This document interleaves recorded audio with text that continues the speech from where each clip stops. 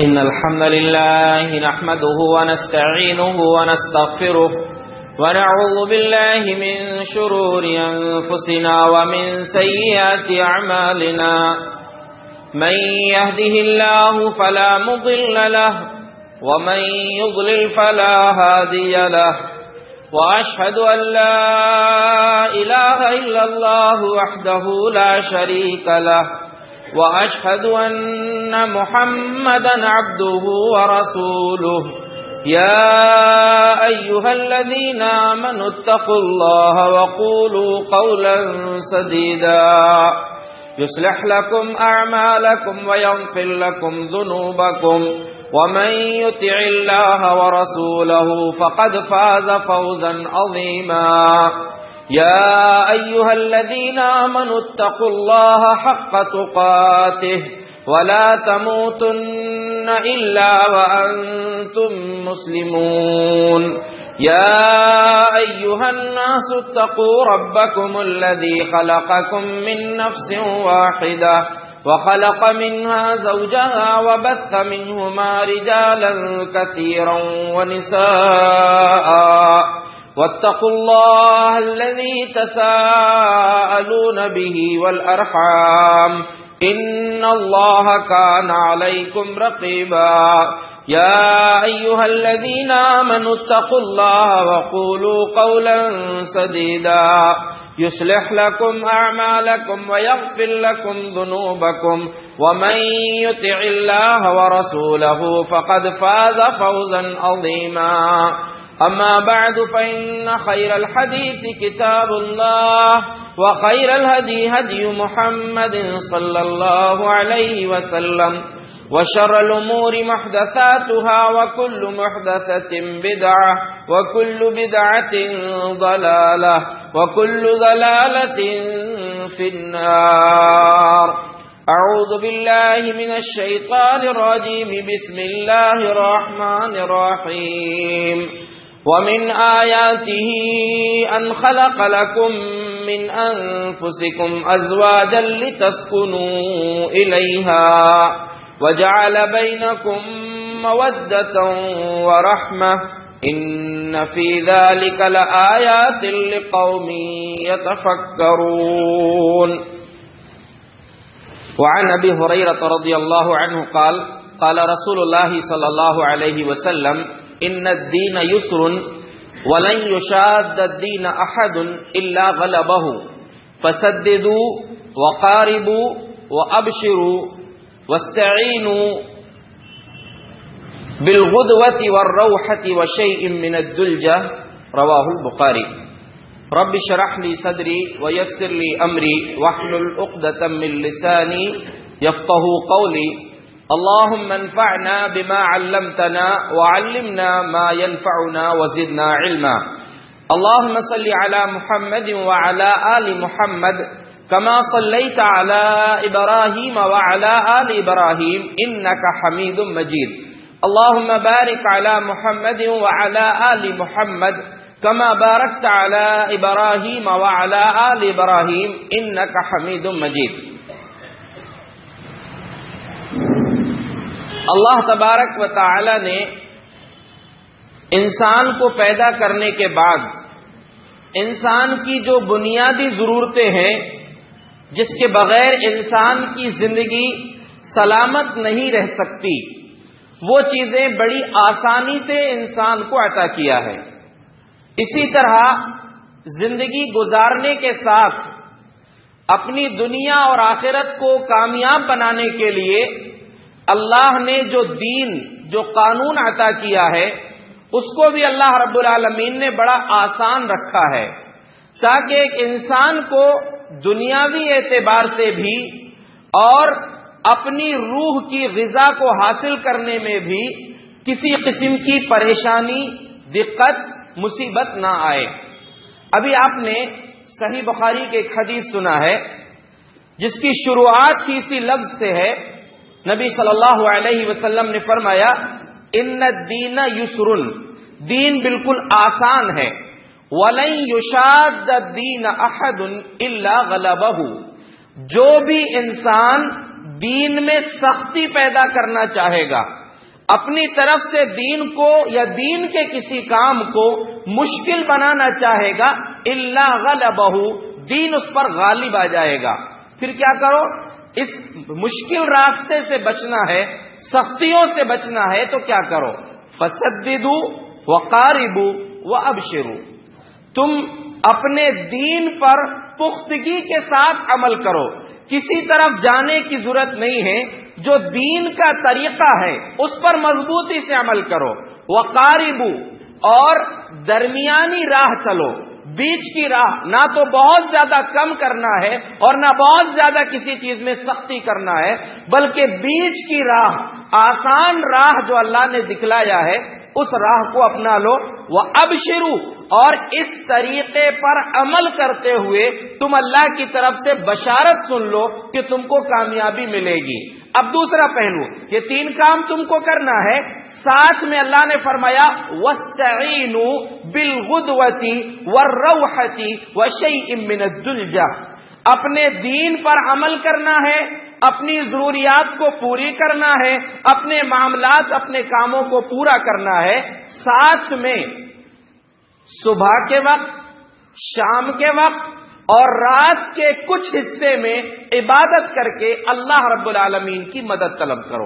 یعنی اپنے کام آپ کو کرنا ہے، لیکن اس کام کو انجام تک پہنچانے کے لیے آپ کو اللہ کی مدد کی ضرورت ہے. اسی لیے اللہ کی مدد آپ کو حاصل کرنا ہے تو اللہ کو یاد کرو، نمازوں کے ذریعے، فرض نمازوں کے ذریعے، نفل نمازوں کا اہتمام کر کے اللہ تبارک و تعالیٰ کی مدد حاصل کرو.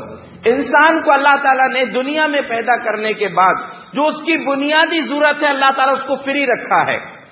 مثلا انسان کو اگر چند منٹ آکسیجن نہ ملے تو انسان کی زندگی ختم ہو جائے گی.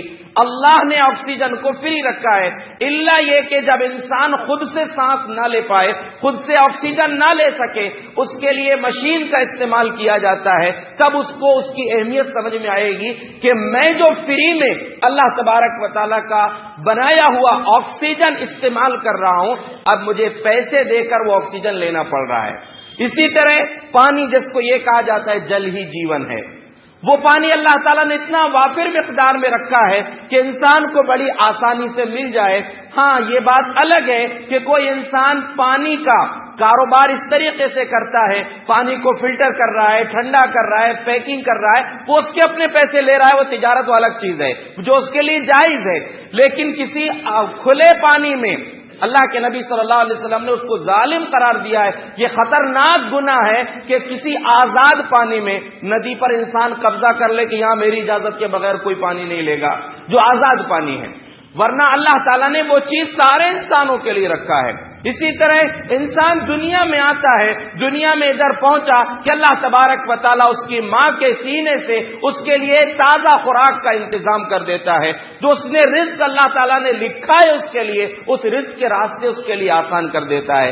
اور بالکل اسی طرح اللہ تبارک و تعالیٰ نے دین کے جو احکامات ہم پر فرض کیے ہیں ان میں بھی بڑی آسانی اللہ نے رکھی ہے. نمازیں پہلے 50 وقت کی فرض ہوئی تھی، اللہ نے 5 کر دیا. اور 5 نمازیں جو فرض کیا ہے اس میں بھی کتنی آسانی، کھڑے ہو کر نماز پڑھنا ہے. طاقت نہیں ہے، بیماری کی وجہ سے بیٹھ کر پڑھ لو، وہ بھی نہیں ہے لیٹ کر پڑھ لو.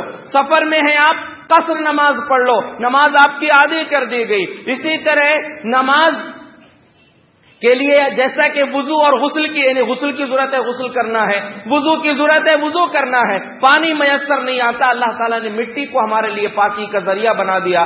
سفر میں ہے، مسجد نہیں مل رہی ہے، پیارے نبی کا فرمان ہے جعلت لی الارض مسجدا وطہورا، ساری زمین میرے لیے مسجد، نماز پڑھنے کی جگہ اور پاکی حاصل کرنے کا ذریعہ بنا دی گئی. کوئی پریشانی آپ کو نہیں، کہیں بھی پڑھ لو، جنگل میں ہو آپ وہیں پڑھ لو، سفر میں ہو اپنے قبضے کی گاڑی ہے، اپنے اختیار کی گاڑی روک کر پڑھ لو. اگر آپ کے اختیار کی سواری نہیں ہے، نماز کا وقت ہو چکا، اسی میں جس انداز میں بن سکتا ہے ویسے پڑھ لو. ساری آسانیاں. اللہ تبارک و تعالیٰ نے زکوٰۃ فرض کیا، 2.5% دینا ہے آپ کو مال پر زکوٰۃ. سونا چاندی میں زکوٰۃ. اگر غلہ آپ کو دیا اللہ تعالیٰ نے اس پر زکوٰۃ دینا ہے، مختصر سی زکوٰۃ آپ کو ادا کرنا ہے. وہ بھی اگر آپ کو اللہ تعالیٰ نے بارش کے پانی کے ذریعے آپ کی فصل پکایا ہے، اس میں تو زیادہ ہے، لیکن محنت کر کے پانی دی، اس میں فصل آپ کو کم زکات دینا ہے۔ اسی طرح روزہ اللہ تعالیٰ نے فرض کیا ہے، روزے کے تعلق سے اللہ تبارک و تعالیٰ کا فرمان ہے فَمَنْ شَهِدَ مِنْكُمُ الشَّهْرَ فَلْيَصُمْهُ وَمَنْ كَانَ مَرِيضًا أَوْ عَلَى سَفَرٍ فَعِدَّةٌ مِّنْ أَيَّامٍ أُخَرَ يُرِيدُ اللَّهُ بِكُمُ الْيُسْرَ وَلَا يُرِيدُ بِكُمُ الْعُسْرَ وَلِتُكْمِلُوا الْعِدَّةَ وَلِتُكَبِّرُوا اللَّهَ عَلَى مَا هَدَاكُمْ وَلَعَلَّكُمْ تَشْكُرُونَ۔ اللہ نے فرمایا رمضان کا مہینہ جس کو مل جائے روزہ رکھے، اس پر روزہ فرض ہے، لیکن کوئی بیمار ہو یا سفر میں ہو تو اس کی گنتی بعد میں پوری کر لے۔ سفر میں روزہ رکھنے گے پریشانی ہوگی، گنجائش ہے آپ کو، بیماری ہے، بیماری کے وقت میں آپ روزہ نہ رکھیں، بعد میں اچھے ہو جائیں تو اگلے رمضان کے آنے سے پہلے کبھی بھی روزہ رکھ لیں۔ اس کے علاوہ اللہ نے آگے فرمایا یرید اللہ بکم اليسر، اللہ تعالیٰ تمہارے ساتھ آسانی چاہتا ہے، ولا یرید بکم العسر، تم کو مشکل میں ڈالنا نہیں چاہتا، اور اللہ تعالیٰ کی مرضی یہ ہے کہ تم اس کے حکم پر عمل کر لو، اس کی بڑائی بیان کرو، اور جو نعمت اللہ نے تم کو عطا کیا ہے ہدایت کی، اس کا شکر ادا کرو۔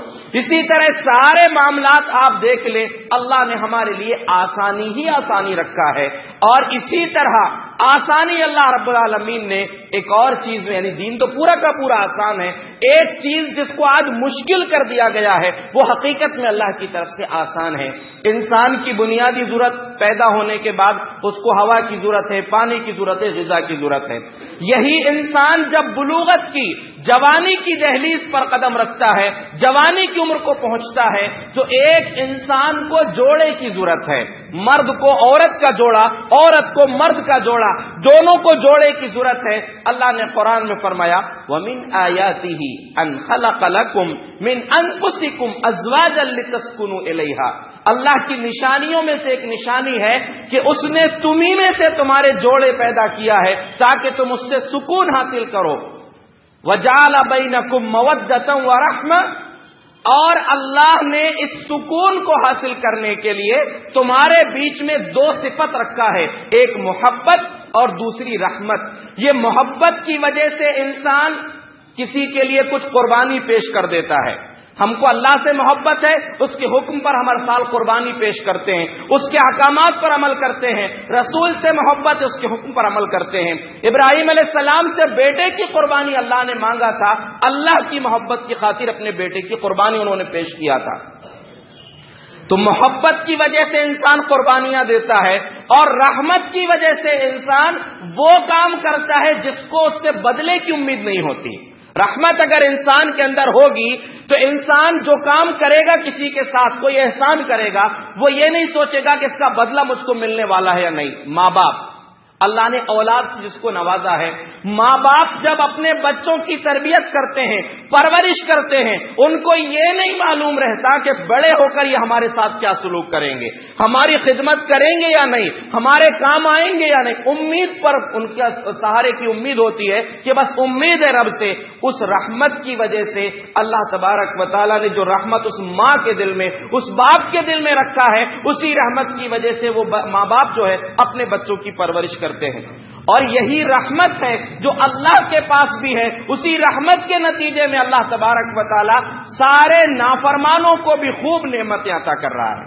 اس لیے کہ اللہ کی رحمت کا عالم یہ ہے، پیارے نبی صلی اللہ علیہ وسلم نے فرمایا لما خلق اللہ الرحمہ جعلها 100 جزء، اللہ نے جب رحمت کو پیدا کیا اس کے 100 حصے کیا ہے، 100 حصے۔ فَأَنزَلَ فِي الدُّنْيَا جُزْءًا وَاحِدًا، اللہ نے دنیا میں صرف ایک حصہ رحمت بھیجا ہے۔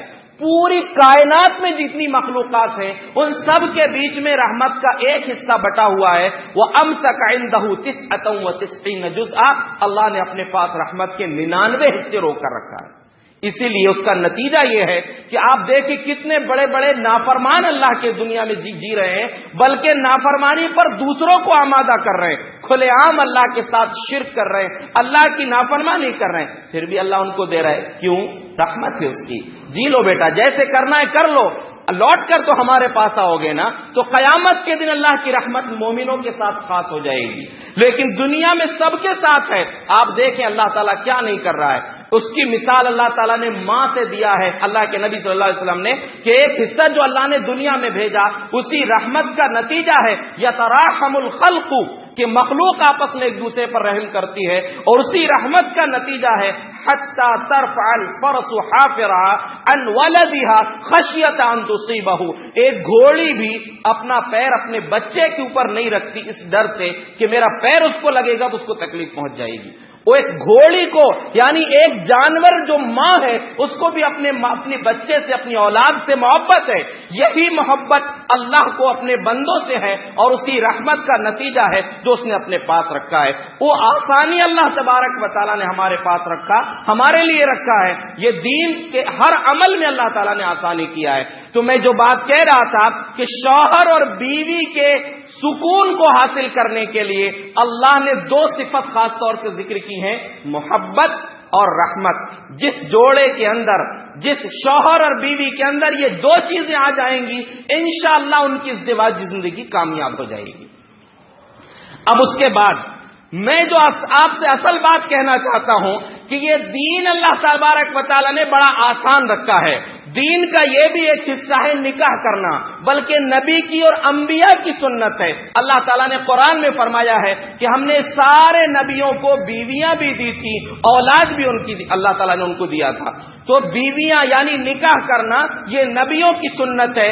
آج ہم دیکھتے ہیں کہ دعوت نامے پر لکھا ہوتا ہے ان نکاح من سنتی، یا ولیمہ مسنونہ، اور کام اس میں سارے خرافات کے ہوتے ہیں، رسومات کے ہوتے ہیں، برائیاں ہوتی ہیں، بہت زیادہ اس کو طول دیا جاتا ہے۔ لیکن یاد رکھیں دین بڑا آسان ہے۔ اب ان باتوں کو آپ غور سے سنیں کہ دین کتنا آسان ہے۔ دین نے نکاح کے تعلق سے کتنی آسانی ہم کو عطا کی ہے، لیکن آج اس کو ہم نے اپنے اوپر زبردستی تھوپ لیا۔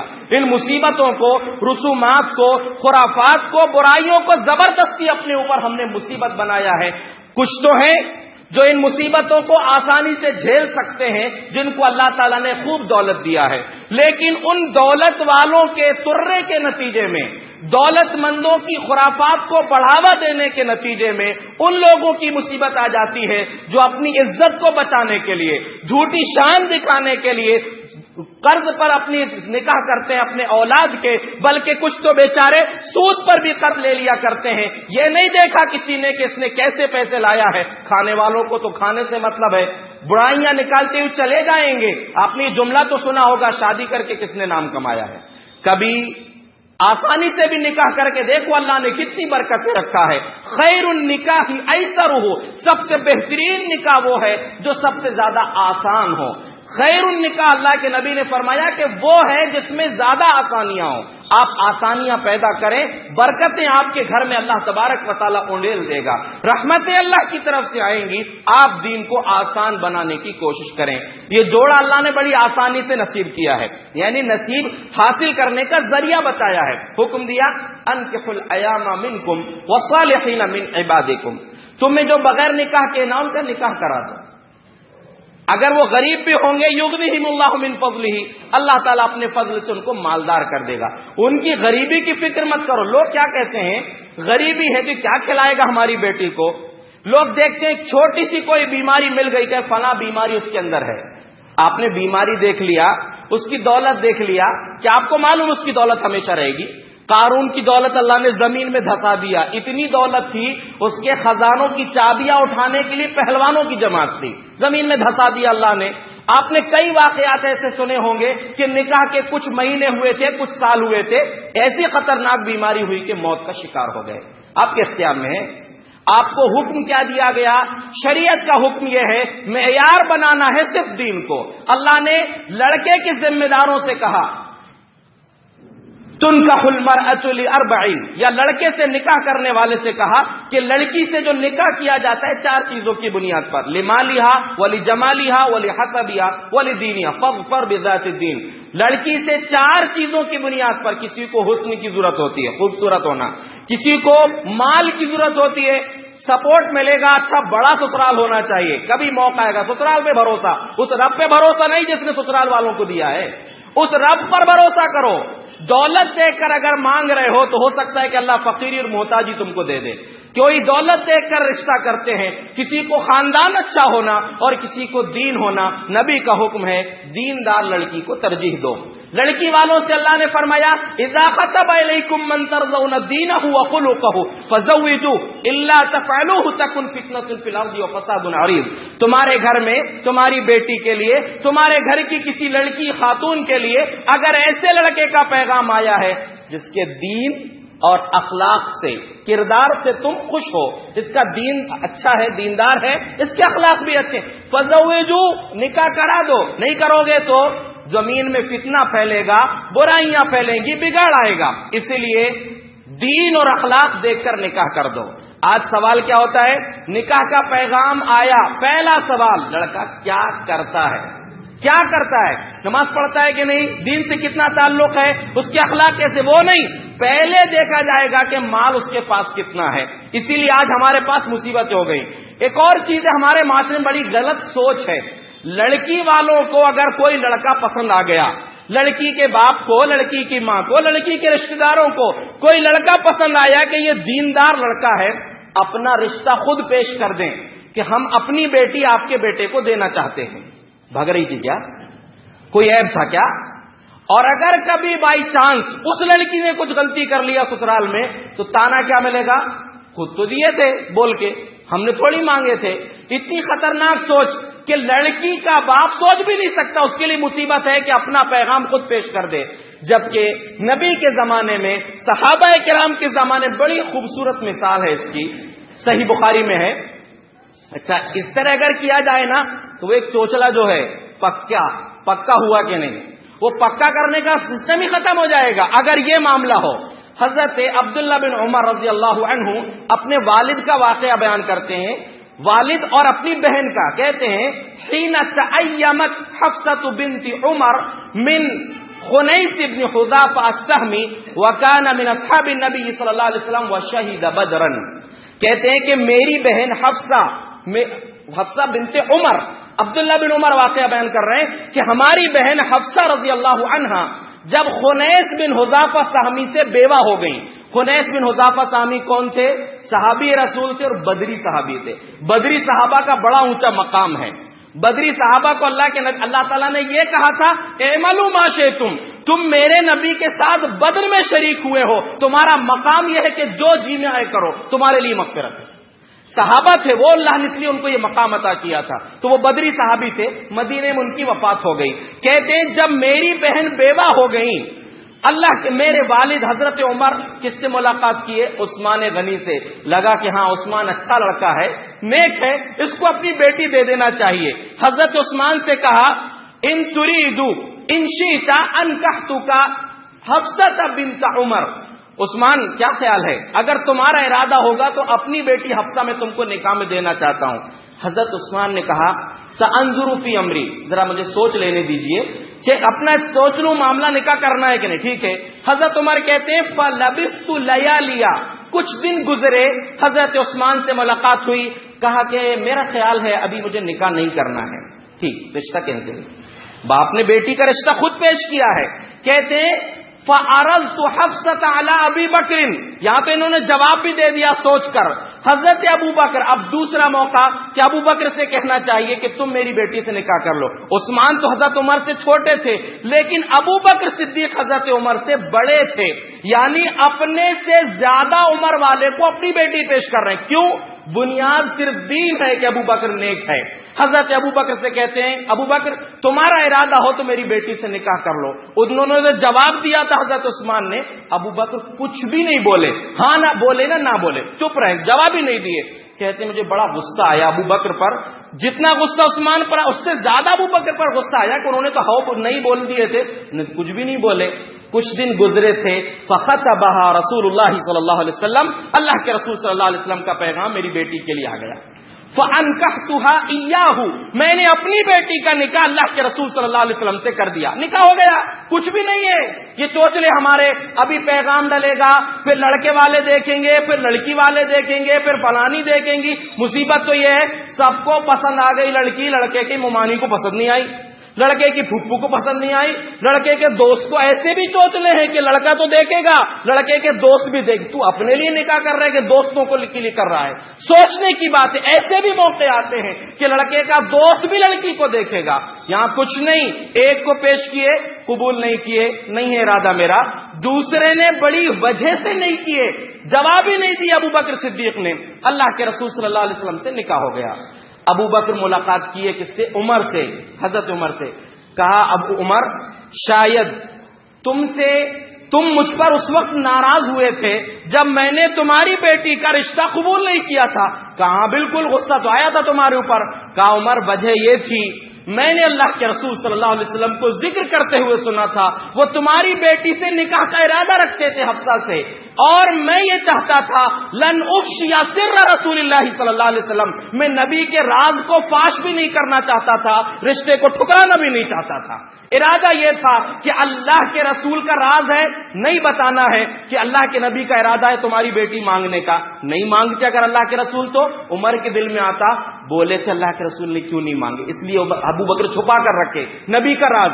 پھر کہا کہ انکار اس لیے نہیں کیا تھا کہ اگر نبی چھوڑ دیں گے تو میں کر لوں گا، نبی نکاح نہیں کریں گے تو میں کر لوں گا۔ اس سے پیغام یہ ہے کہ ایک جگہ رشتہ چل رہا ہے، دوسرے کو ٹانگ ڈالنے کی ضرورت نہیں ہے۔ نبی کا حکم بھی ہے کہ لا یخطب الرجل علی خطبۃ اخی، کوئی آدمی اپنے بھائی کے پیغام پر پیغام نہ ڈالے۔ ایک جگہ کی بات چل رہی، جب تک اس کا ہاں یا نہ ہو جائے تب تک آپ کو نہیں ڈالنا ہے۔ ابو بکر صدیق رضی اللہ عنہ نے کہا کہ یہ دو ہاں اور نہ دونوں اس لیے نہیں بولا تھا، ہاں بولتا تو اللہ کے نبی کے پیغام میں دقت ہو جاتی، نہ بولتا تو اس لیے کہ اگر اللہ کے رسول بھی نہیں کرتے تو میں بھی چھوڑ دیتا، اس لیے ہاں یا نہ دونوں نے کیا۔ تو دیکھیے کتنی آسانی سے رشتہ ہو گیا۔ یہ آسانی ہے دین میں کہ باپ نے خود رشتہ پیش کیا، نکاح ہو گیا۔ ہمارے یہاں پر جو جتنی مصیبتیں ہیں، کئی مصیبتیں، زبردستی کے کھانے جو آج ہمارے معاشرے میں موجود ہیں، نکاح کے تعلق سے میں نے چیک کیا، سوائے ولیمے کے کوئی بھی کھانا نہیں ملتا۔ اور آج ہمارے معاشرے میں کتنے کھانے، رشتہ ڈالنے کے لیے کھانا، جواب لینے کے لیے کھانا، تاریخ طے کرنے کے لیے کھانا، یہ طے کر سب کے لیے کھانا ہی کھانا، کھانا ہی کھانا۔ اور کئی جگہ تو ایسے پیٹ بھر کے کھا لیے اور بعد میں بول دیتے نہیں۔ میں نے ایک جگہ ایسا دیکھا ہے، غریب گھرانہ، بیچارے محنت کر کے کمانے والے، روزانہ محنت کر کے کھانے والے، لڑکے کا پیغام کہیں گیا، جبکہ پہچانتے ہیں 50 لوگ تقریباً آئے، لڑکے کے گھر میں کھانا کھائے اور جا کر بول دیے لڑکا پسند نہیں آیا۔ تو کیا باہر نہیں دیکھ سکتے تھے لڑکا؟ اس غریب کے گھر اتنا کھانے کی کیا ضرورت تھی؟ پھر یہ مصیبتوں کو ختم کیجئے اور یہ سب کے سب مل کر ختم کریں۔ مرد حضرات گھر کے ذمہ دار اس کو سوچیں اور عورتوں پر لگام لگائیں۔ مرد بنے کیوں ہو، الرجال قوامون علی النساء، اگر عورتوں پر کنٹرول نہیں کر سکتے تو کیا مطلب؟ کنٹرول کیجئے، جہاں تک ہو سکتا ہے اس کو روکیے، ساری خرافات ختم کریں۔ صرف ولیمے کا کھانا جو ہے وہ سنت سے ثابت ہے۔ نکاح کتنی آسانی سے ہو جائیں گے آپ کو تصور بھی نہیں ہوگا۔ اللہ کے نبی صلی اللہ علیہ وسلم حضرت زینب سے نکاح ہوا۔ کون سی زینب ہے؟ اللہ کے نبی کی پھوپھی کی بیٹی تھی۔ پہلے نکاح ان کا ہوا تھا زید رضی اللہ عنہ سے۔ زید نبی صلی اللہ علیہ وسلم کے آزاد کردہ غلام تھے، انہوں نے طلاق دے دیے۔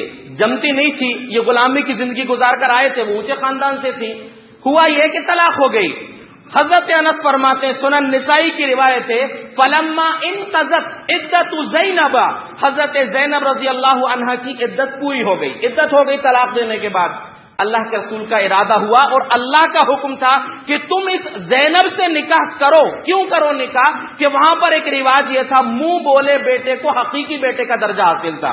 اس کی بیوی سے اگر اس کی طلاق ہو جائے یا وہ فوت ہو جائے تو اس کی بیوی سے نکاح وہ باپ نہیں کر سکتا تھا جس نے اس انسان کو اپنا بیٹا بنایا ہے۔ اللہ تعالیٰ یہ رواج کو توڑنا چاہتا تھا کہ زید بن حارثہ نبی کے سگے بیٹے نہیں ہیں، منہ بولے بیٹے، اور اس کا مقام سگے بیٹے کی طرح نہیں ہے۔ اللہ کے نبی صلی اللہ علیہ وسلم رواج کی وجہ سے، رواج، شرم آتی تھی آپ کو کہ لوگ کیا کہیں گے، یعنی آپ کو صرف یہ شک تھا کہ لوگ کہیں گے ایسا ہو گیا۔ اللہ کے نبی اس سے بچ رہے تھے، لیکن حکم اللہ کا کیا تھا، لوگ کیا کہیں گے سوچنے کی ضرورت نہیں ہے۔ زید کی بیوی جو طلاق ہو چکی اس سے نکاح نبی تم کو کرنا ہے۔ اللہ کے نبی نے اب پیغام بھیجا، کس کو بھیجا معلوم؟ وہی شخص کو بھیجا جنہوں نے طلاق دیے۔ حضرت زید سے کہا، جاؤ اذکرھا علیہ، زینب کو میرے نکاح کا پیغام دے دو۔ حضرت زید جنہوں نے ان کو طلاق دیا وہ خود گئے نکاح کا پیغام لے کر، کہا یا زینب ابشری ارسلنی رسول اللہ صلی اللہ علیہ وسلم الیکی یذکرکی، اے زینب خوش ہو جاؤ، اللہ کے رسول نے مجھ کو تمہارے پاس بھیجا ہے تمہارے لیے ان کے نکاح کا پیغام لے کر۔ حضرت زینب کیا کہتی ہیں؟ قالت ما انا بصانعۃ شیئا حتی استأمر ربی، زید جب تک اپنے رب سے مشورہ نہیں کروں گی کچھ نہیں کر سکتی میں۔ پیغام کس کا آیا ہے؟ نبی کا، لیکن حضرت زینب کہہ رہی ہیں رب سے مشورہ لوں گی اس کے بعد میں ہاں یا نہ کہوں گی۔ کہتے ہیں فقامت الی مسجدہا، اپنی نماز پڑھنے کی جگہ میں وہ کھڑی ہو گئی نماز پڑھنے کے لیے، استخارہ کی نماز کہ 2 رکعت پڑھ کر استخارہ کروں گی۔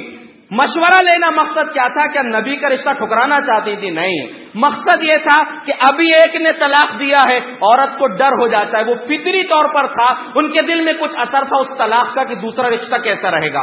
یا پھر اہل علم نے یہ بھی کہا ہے اس وجہ سے کہا تھا کہ اللہ کے رسول کا مقام اور میں آپ کی بیوی بنوں گی تو آپ کے حقوق ادا کر سکوں یا نہ، کہیں اس میں کوتاہی نہ ہو جائے، اس لیے اللہ سے مشورہ کر لوں۔ لیکن جو بتانا چاہتا ہوں میں آپ کو وہ جملہ سنیے، فقامت الی مسجدہا، ادھر حضرت زینب رضی اللہ عنہا اپنے مصلی پر نماز کے لیے کھڑی ہوئی استخارہ کی نماز کے لیے، ونزل القرآن، ادھر قرآن کی آیت نازل ہو گئی اللہ کے رسول صلی اللہ علیہ وسلم پر، فلما قضى زید منہا وطرا زوجناکہا، اے محمد صلی اللہ علیہ وسلم ادھر زینب کو حضرت زید نے طلاق دے دیا، اس کی عدت ہو چکی، اب ہم نے تمہارا نکاح زینب سے کرا دیا۔ ادھر ابھی ان کی نمازی ہو رہی ہے، نماز کے لیے کھڑی ہیں، وجاء رسول اللہ صلی اللہ علیہ وسلم ودخل علیہا بغیر امر، اللہ کے رسول صلی اللہ علیہ وسلم تشریف لائے اور بغیر زینب کی اجازت ان کے حجرے میں داخل ہو گئے۔ کیوں؟ بیوی بن چکی تھی، اب اللہ کے رسول سے ان کا نکاح ہو گیا، یہ سارے سوچ لے ختم، کچھ نہیں۔ کہاں نکاح ہوا؟ اللہ نے آسمان پر نکاح کرا دیا زینب کا۔ اسی لیے صحیح بخاری کی روایت میں ہے وَكَانَتْ تَفْخَرُ عَلَىٰ أَزْوَاجِ النَّبِيِّ صلی اللہ علیہ وسلم تقول زوجکن اہلیکن وزوجنی اللہ تعالی من فوق 7 سماوات، اے نبی کی بیویوں تم پر مجھے فخر اس لیے حاصل ہے کہ تمہارا نکاح تو تمہارے گھر والوں نے کرایا ہے، میرا نکاح نبی سے رب کی ذات نے 7 آسمان کے اوپر کرایا ہے۔ یہ نکاح کی آسانی ہے، اتنی آسانی سے نکاح ہو گیا، کچھ بھی نہیں چلا۔ اب آپ سوچیں گے تو نبی کا معاملہ تھا نا۔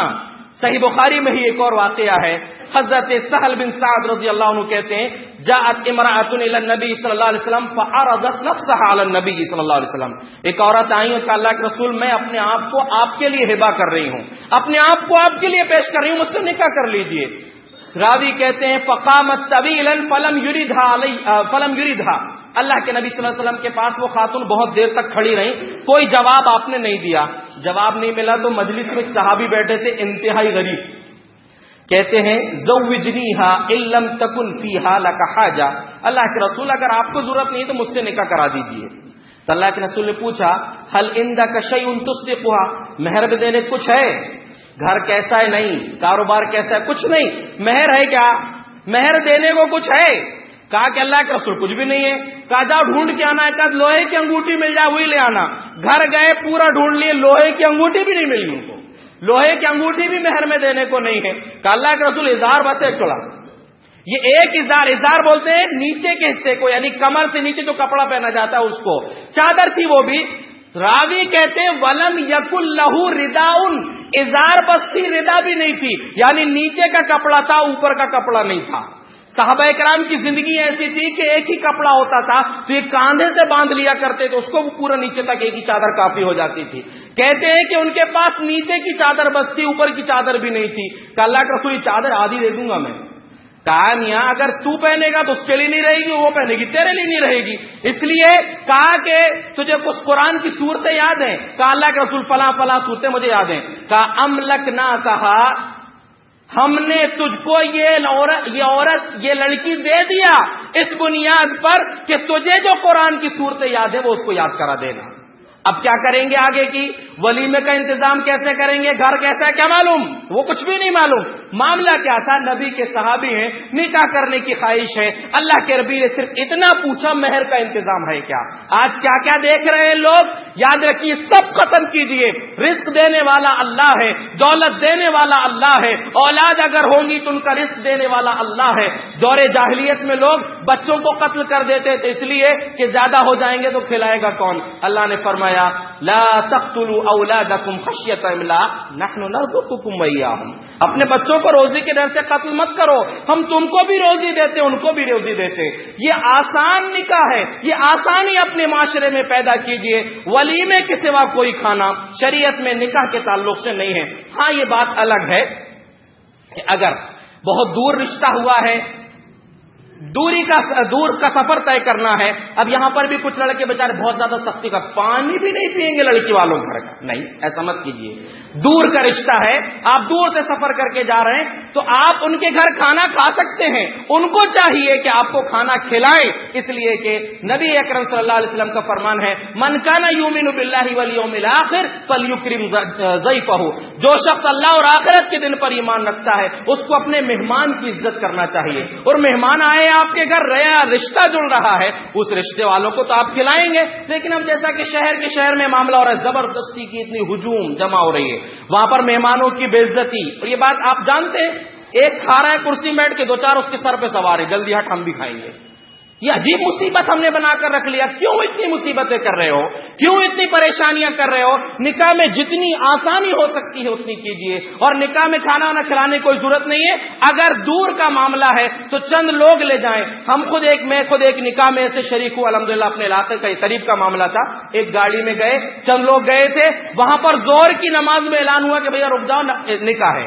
نکاح ہوا ایک چھوٹے سے گنج میں، انہوں نے کھانا لے کر آیا، وہیں مسجد میں جتنے لوگ تھے کھانا کھلا دیے، ظہر کے بعد نکاح ہوا، عصر کے بعد ودا ہو گئی۔ اللہ برکت عطا فرمائے کہ کتنی آسانی سے ایسے کام ہو سکتے ہیں، لیکن ہم مشکل خود بنانا چاہ رہے ہیں، ہم اس کو مصیبت میں ڈالنا چاہ رہے ہیں۔ سب مل کر کیجئے، ہم سب مل کر یہ کام کریں، ایک دو کے کرنے سے نہیں ہوگا۔ خاص طور سے اہل ثروت جن کو اللہ نے اتنا دیا ہے وہ بڑی ہجوم کو کھلا سکتے ہیں، لنگر لٹا سکتے ہیں، وہ لوگ نہ کریں تو زیادہ بہتر ہوگا۔ وہ نہیں کریں گے تو دوسروں کو لگے گا کہ یہ نہیں کر رہے، اس کا مطلب کچھ تو ہے، اور وہ لوگ نہیں کریں گے تو دوسروں کے لیے آسانی پیدا ہوگی، اور جب آپ کے نہیں کرنے سے آسانی پیدا ہوگی تو پیارے نبی صلی اللہ علیہ وسلم کا فرمان ہے من سن فی الاسلام سنتا حسنتا فلہ اجرها واجر من عمل من بعدها ولم، جو انسان کسی اچھے کام کو شروع کرے گا اس کے بعد جتنے لوگ اس پر عمل کریں گے سارے لوگوں کا ثواب اسی کو ملے گا جس نے وہ اچھا کام شروع کیا تھا، ان کے ثواب میں کوئی کمی نہیں آئے گی۔ اور ومن سن فی الاسلام سنتا سیئتا، جس نے اسلام میں کوئی برا کام شروع کیا جتنے لوگ عمل کریں گے سب اس کے لیے مصیبت بنیں گے، وہ سب کا گناہ بھی اس پر آئے گا، ان کو اپنا گناہ پڑے گا، وہ نہیں کہ وہ نے کیا ہم نے بھی کر لی اس کے اوپر، نہیں، گناہ سب پڑے گا، لیکن ان سب کا گناہ اکیلے اس انسان پر آئے گا جس نے شروع کیا تھا۔ تو ہم ان خرافات کو، رسومات کو، برائیوں کو ختم کریں، ہم اپنی طرف سے پہل کریں کہ انشاءاللہ ہم آسانی کریں گے۔ لڑکے کے ذمہ دار جو ہیں وہ کریں، لڑکا اڑ جائے کہ نہیں کرنا ہے مجھے، سب کچھ نہیں کرنا ہے، سیدھے بول دو جہیز اگر دینا تو لڑکی مت دو۔ کچھ ماں باپ بھی اڑ جاتے ہیں بیچارے جن کے پاس خوب بھرا ہوا ہے، ذرا معاشرے میں جا کر دیکھو، غریب علاقوں میں جا کر دیکھو، جن لڑکوں کے نکاح اس لیے نہیں ہو رہے ہیں کہ گھر چھوٹا ہے، بیوی لائیں گے تو کہاں رکھیں گے، جن ماں باپ کے پاس انتظام نہیں ہے اپنی بیٹیوں کا نکاح نہیں کر سک رہے ہیں، یہی مصیبتوں کی وجہ سے۔ یہ مصیبتوں کو ختم کرو، اور وہ پیسہ جو آپ کا بچ رہا ہے، مسجدیں بن رہی ہیں، دین کے کام ہو رہے ہیں، وہاں خرچ کرو، جہاں ضرورت مند ہے وہاں خرچ کرو، جس کا گھر نہیں ہے اس کا گھر بنا کر دے دو تاکہ اس کا گھر بھی بچ جائے، اس کے گھر کے لیے آسانی ہو جائے۔ لڑکے کو لڑکی اس لیے بھی نہیں مل رہی، کچھ بھی نہیں کرتا، کاروبار لگا کر دے دو۔ وہ لوگوں کی سوچ تو ہے لیکن آپ تو سہارا بن جاؤ، یہ مصیبتوں کو ختم کرو، آسانیاں پیدا کرو، اسی میں ہمارے لیے بھلائی ہے۔ اللہ کے واسطے یہ باتیں سن کر خالی تبصرے کرنے کے لیے نہیں ہے، یہ دل کی بات ہے، دل کا درد ہے جو ہم آپ سے شیئر کرنا چاہتے ہیں کہ اللہ کے بندو ان ساری برائیوں کو ختم کرنے کے لیے ہم سب مل کر کریں۔ آپ سیدھے، میں تو ان لڑکوں سے کہتا ہوں کہ جو جہیز نہیں لینا چاہتے اور لڑکی والے اگر مجبور کرتے کہ جہیز لینا ہی ہے، سیدھے بول دو لڑکی دو یا جہیز دو، کوئی بھی ایک چیز دو، کوئی بھی ایک چیز لو، کوئی بھی، سب کچھ رائٹ ہو جائیں گے انشاءاللہ۔ جب کچھ جگہ ایسے معاملات ہوں گے نا تو کچھ نہ خود بخود لوگ جو راستے پر آئیں گے۔ اسی لیے سب مل کر ہر پہلو سے ہم یہ راستہ اپنائیں کہ ہم کو انشاءاللہ آسانی کرنا ہے انشاءاللہ۔ اللہ سے وعدہ کیجئے کہ انشاءاللہ ہم سب مل کر آسانی پیدا کریں گے۔ اللہ رب العالمین ہمیں صحیح سمجھ کی توفیق عطا فرمائے۔ دین جو اللہ نے آسان ہم کو دیا ہے اس کو آسان ہی بنا کر اس پر عمل کرنے کی ہمیں توفیق بخشے، آمین۔ وآخر دعوانا ان الحمد للہ رب العالمین۔